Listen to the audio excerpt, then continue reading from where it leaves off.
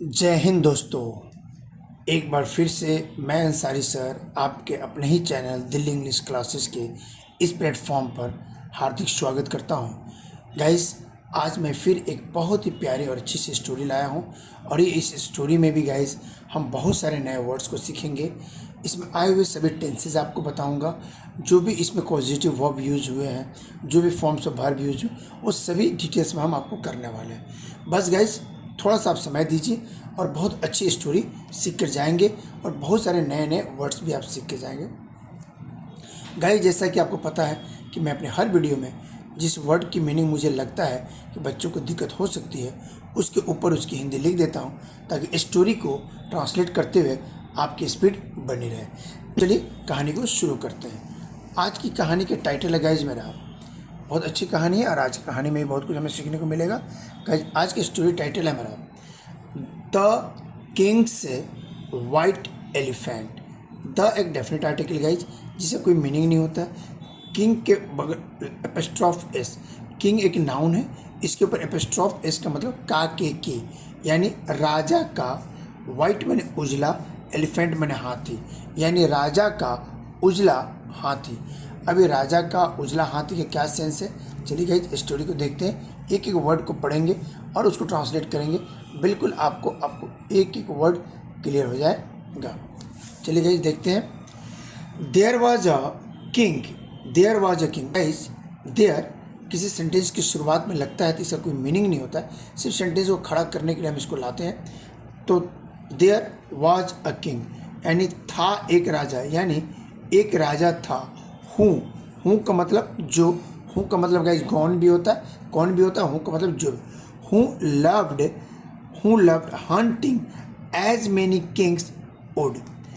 एक राजा था जो लव्ड पसंद करता था, हंटिंग शिकार को, एज मेनी जैसा कि, किंग वुड यानी एक राजा शिकार को पसंद करता था जैसा कि अन्य राजा किया करते हैं। He used to ride deep into the forest surrounding his kingdom in search of rare animals and hunted them down. He used, guys, used to का मतलब होता है, यूज करते हैं गाइज जब किसी का पास्ट आदत की चीज़ें बताते किया करता था। मैं खेला करता था, आई यूज टू प्ले। मैं अंग्रेजी बोला करता था, आई यूज टू स्पीक इंग्लिश। तो वहाँ हम यूज करते हैं गाइज यूज टू को पास्ट आदत का। तो ही यूज टू वह किया करते थे, राइड यानी सवारी, डीप मैंने गहरी, इनटू गाइज इन और इनटू में अंतर होता है। इन का मतलब होता है में और इनटू का मतलब भी होता है में, लेकिन इन तब यूज करते हैं जब कोई वस्तु पहले से किसी चीज़ के अंदर होती है, और इनटू का यूज करते हैं जब कोई व्यक्ति गति में चलकर किसी के अंदर जाता है। तो इनटू मतलब गहरा, द फॉरेस्ट जंगल में, सराउंडिंग आसपास, हिज किंगडम यानी राजा अपने राज्य के आसपास के जंगल में, इन शिकार कर रहा है, गहरी शिकार कर रहा है, in search of rare animals यानी कि in search of rare animal मतलब आपको रेयर कभी कभार मिलने वाले जानवरों का किया करता था। एंड हंटेड देम डाउन और उनसे शिकार करके उन्हें मार देता था। वंस एक बार, he had the chance of hunting a baby white elephant. Once एक बार, ही हैड उसके पास था। गाइज सब्जेक्ट ही है, ही के बाद हैड है, हैड के बाद कोई वर्ब नहीं है, तो यह हैड का मतलब हुआ पास था। अगर गाइज यहाँ वर्ब का तीसरा फॉर्म होता तो उसका मतलब था चुका था, चुकी थी, चुके थे, आता ही थी, लिया था, दिया था का सेंस आता है। तो वंस एक बार, ही हैड चांस उसके पास चांस था, ऑफ हंटिंग शिकार का, अ बेबी वाइट एलिफेंट एक छोटे वाइट एलिफेंट का यानी एक हाथी के छोटे, उजले हाथी के एक छोटे बच्चे को शिकार का उसे मौका था। The king ordered his man, the king राजा ने, ऑर्डर्ड गाइज ऑर्डर वर्ब का दूसरा फॉर्म, ये सिंपल पास्ट टेंस है, सब्जेक्ट प्लस वर्ब का दूसरा फॉर्म। तो द किंग ऑर्डर राजा ने आदेश दिया, हिज अपने मैन अपने आदमियों को, dig a big pit and cover it up with some dried leaves and branches. Dig a big bit, यानी एक गहरे गड्ढे को खोदो एंड कवर इट अप, और उसे ऊपर से ढक दो विथ सम ड्राइड लीव्स, कुछ सूखे पत्तों से, एंड ब्रांचेज, कुछ टहनियों से. The baby elephant will definitely fall into the pit. The baby elephant यानी कि हाथी का बच्चा विल डेफिनेटली गिरेगा निश्चित तौर पे, फॉल इनटू द पिट यानी इस तरीके से हाथी का बच्चा निश्चित तौर पे उस गड्ढे में गिरेगा. It will be our way to capture it. It will यह होगा, be our way to capture, उसे पकड़ने का यह हमारा एक तरीका होगा कि हम ऐसा करें, एक बड़ा सा गड्ढा खोद दें और उसके अंदर ऊपर में पत्ते डाल दें और कुछ ब्रांचेस डाल दें, जैसे आएगा वो गिरेगा उसे हम पकड़ लेंगे. There was a wood cutter, एक लकड़हारा था. Who was also a brave warrior. Who मैंने जो, वॉज मैंने था, ऑल्सो मैंने भी, जो एक बहादुर योद्धा भी था. He was fail left in charge of the task, उसे इस काम का चार्ज दिया गया, गड्ढा खोदने का जिम्मेदारी उसी वुड कटर को दिया गया. As he was almost finished with the task, as जैसे ही वॉज फिनिश्ड, करीब करीब समाप्त, अपने कामों को समाप्त करने ही वाला था, अपने कामों को. ही फाउंड, उसने पाया या देखा, the baby elephant playing with its mother. Baby elephant यानी छोटा हाथी का बच्चा, प्लेइंग खेल रहा था, विथ इट्स मदर अपनी माँ के साथ, and drinking milk from her, और वह अपनी माँ के से दूध पी रहा था. He was very emotionally moved. He was, वह था, वेरी इमोशनली मूव्ड गाइस.